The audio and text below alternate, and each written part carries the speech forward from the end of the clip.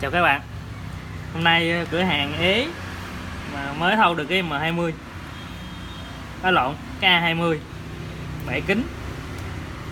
Search trên Google thì chưa thấy ai hướng dẫn nữa. Bán nhiều. Cái gì chứ? Được rồi. Sạc bình thường luôn hả? Ừ, lấy đi. Nó không bị gì hết hả? Không. Dạ cảm ơn nha. Ừ.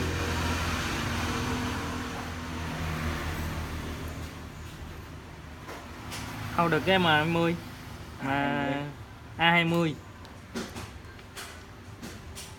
Search trên Google thì chưa thấy ai hướng dẫn mở chứ. Hôm nay mình rảnh ngồi làm clip hướng dẫn các bạn mở luôn ha. Cái này thì mình mở ra sẵn rồi, làm chắc cũng cỡ 2 tiếng đồng hồ mới ra được. Gì vậy?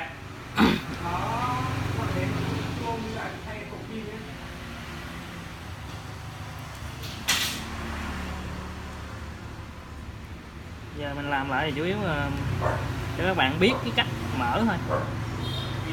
Cái này mình làm lại với các bạn nha.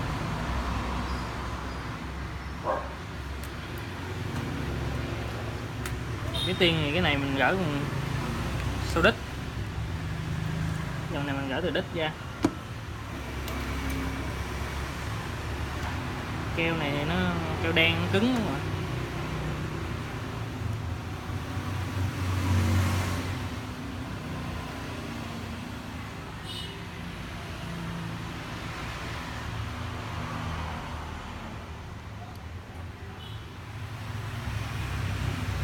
Thì mình mở từ đít ra, nhưng mà cái này thì mình mở sẵn rồi, mình gáp vô mình mở lại cho cắt thôi.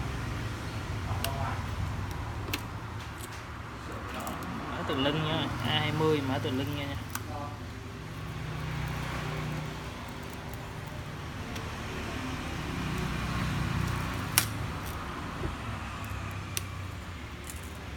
Đúng ra mình quằn cái này có 2 tiếng đồng hồ mới mở ra được, tiếng mấy.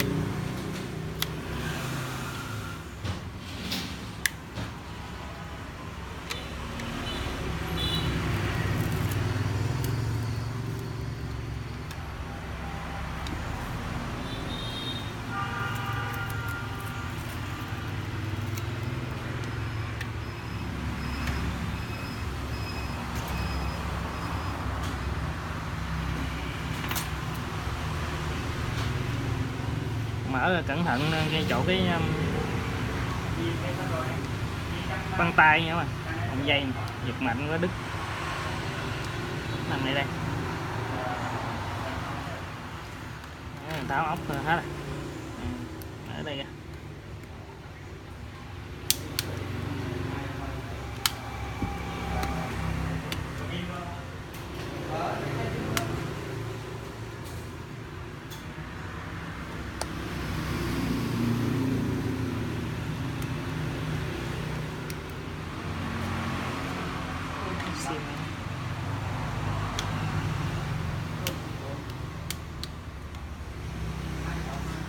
Này thì mình cũng có ép, này mình ép kính,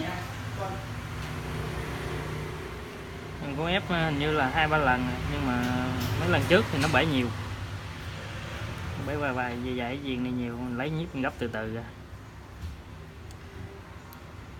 Còn lần này thì nó bể ít, nó không có cái khoảng trống, thì mình đút cái miếng này vô, đút miếng vào mình cắt rất là khó.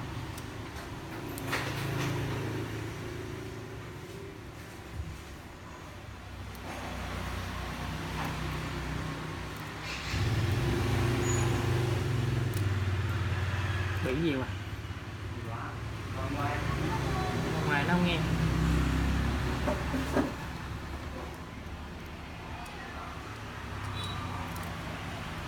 Thì mình gỡ này ra nha.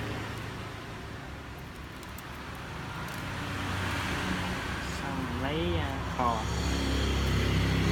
dùng khò đó mà, chứ mình bỏ vô cái máy hấp cho nó nóng thì nó máy cắt kính nóng thì không ra, để cái keo này nó cứng y như cụm thun vậy, cứng á.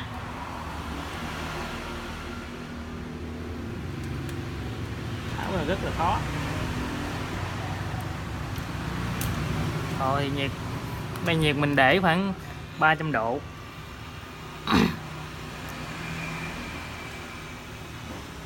Để 300 độ luôn. Kho lên, kho mình canh cho nó vừa đủ độ nóng nha mà. 300 độ này nóng, mà để mình để cho nó nóng quá là nó hư luôn màn hình, nó vàng luôn, màn hình nó cháy phim.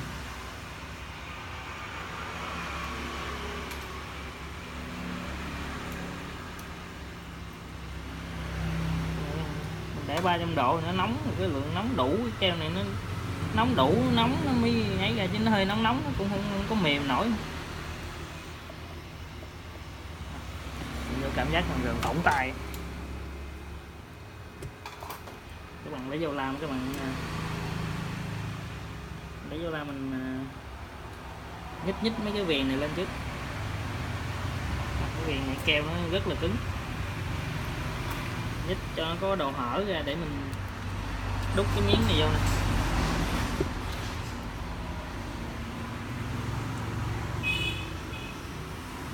Để mình làm có cái độ hở thì nó làm này cả tiếng mấy, tiếng hồ. Nhích cho nó hở là mình lấy cái móng tay bà, nhấn mạnh vô nó hở lên cái độ ấy nha.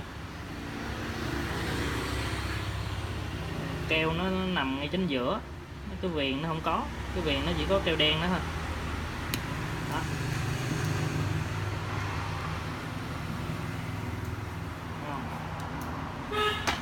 Nhích cho nó hở lên cái vậy nè.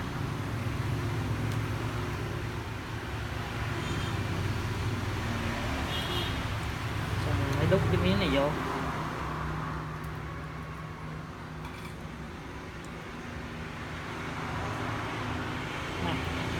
Đút cái miếng này vô. Mình đút vô được như vậy rồi là xong rồi, khỏe rồi.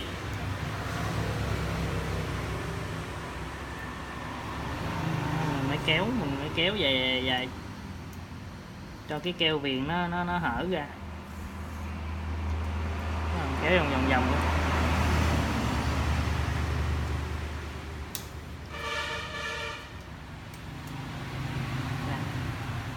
Kéo qua tới anh đây.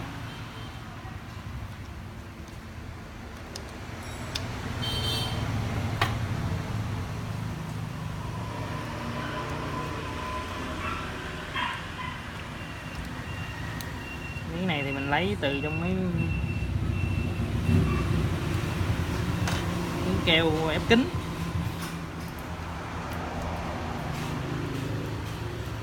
Lấy cái đồ thay màn cảm ứng của bà bán rau. Thái màn cảm ứng bà bán rau hả? Bò đen. Ủa sao bà không lại lấy ta? Để đằng đó. Có mấy A33 nãy đâu rồi? Mình sạc.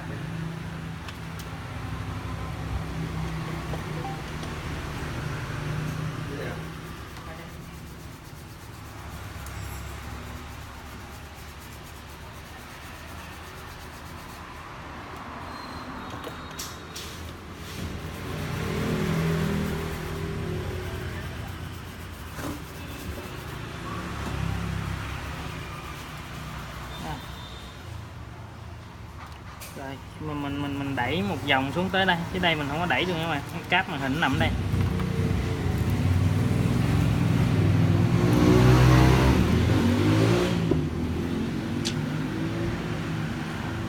Khi mà keo viền nó bung hết là mình mới còn một cái lần keo ngay chính giữa màn hình đó, mình mới xịt G530 vô.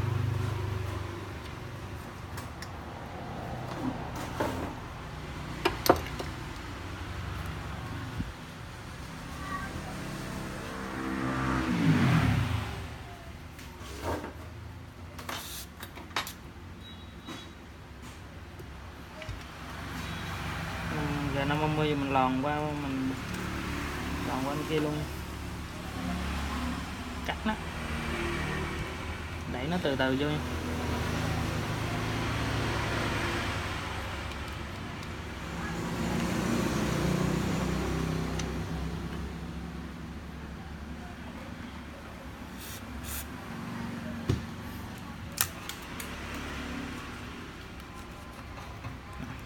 khi mà mình đẩy nó qua rồi mình nắm hai đầu mình cắt nó, kéo nó dài dài xuống rồi.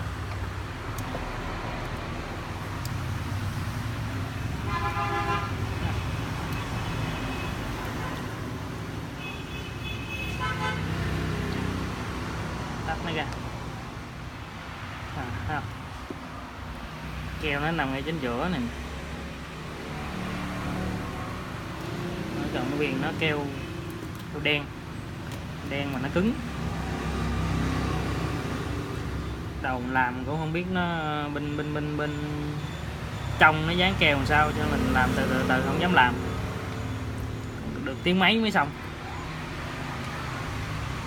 Mình mở ra xong mình lắp lại, chỉ lại các bạn để mình dòm cái keo nó nằm sao để sau này mình làm dễ làm hơn thôi, khỏi phải sợ nữa.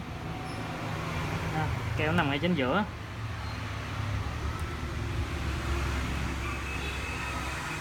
Rồi, vậy là xong. Lắp vô thử lại.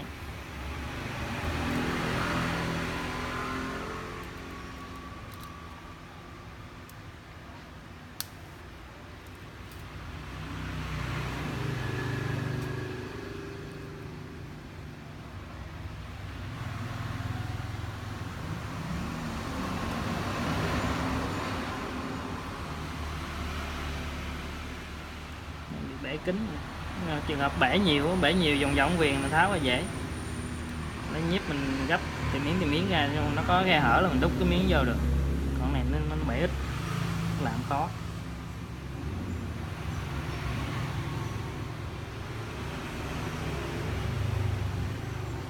Kê lên bình thường.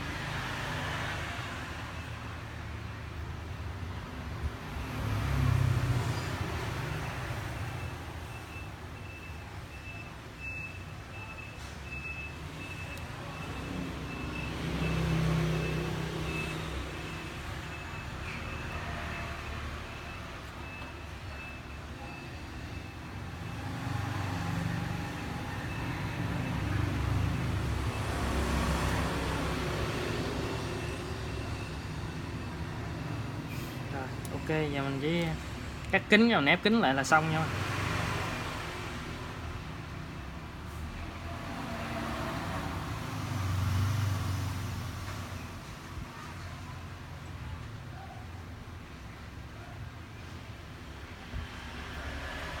Này cái viền này keo dính kích, mình cứ mạnh mình dặn mình đẩy cái móng tay đẩy vô mạnh thì mạnh cho nó có độ hở lên mới đúc cùng da cái miếng nhựa này vô được nha. Chứ nãy mình làm không dám làm, sợ nó đi sâu vô màn hình nó bể. Mình làm lâu, mình làm clip này để cho các bạn biết được cái keo nó nằm ở đâu để sao mình làm cho nó dễ.